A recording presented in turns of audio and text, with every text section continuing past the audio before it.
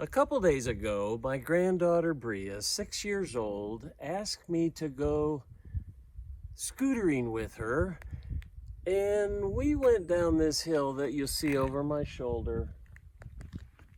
Didn't really turn out the way I was hoping it would turn out.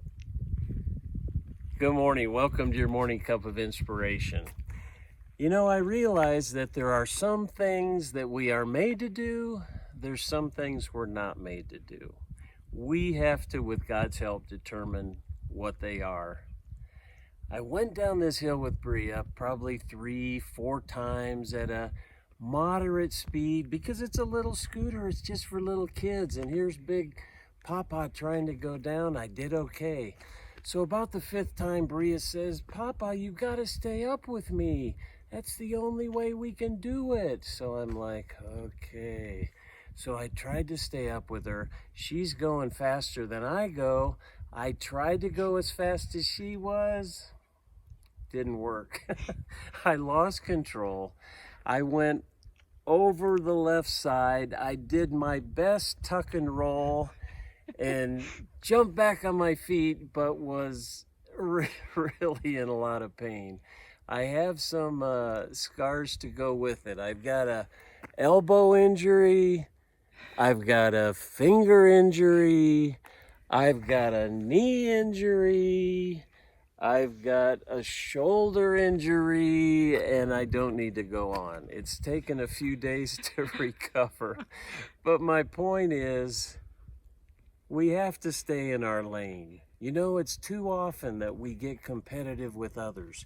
We let others convince us to do things that we weren't supposed to be doing. We have to line up how we live our life the way God wants us to. We're not to stay up with the Joneses. God provides for us. We don't need to be covetous of those that are rich.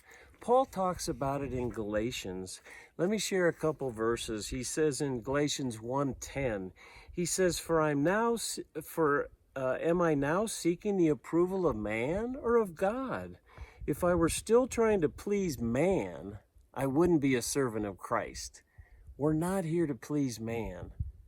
And of course I wanted to please my granddaughter, but I realized I shouldn't have. And Galatians 6:4 says, let each one test his own work. God has a plan for you today. It may not be what your neighbor is. It may not be what people in your church is. It may not be what your pastor is. God has a place for you to use your skill set, to use your personality, and you don't need to compare and judge yourself by someone else. So if you're doing it today, stop. It's not going to end well. I'm proof of that.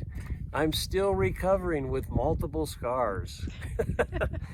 So let me leave you with this, Philippians 2:3. Do nothing from rivalry or conceit, but in humility. Be humble today.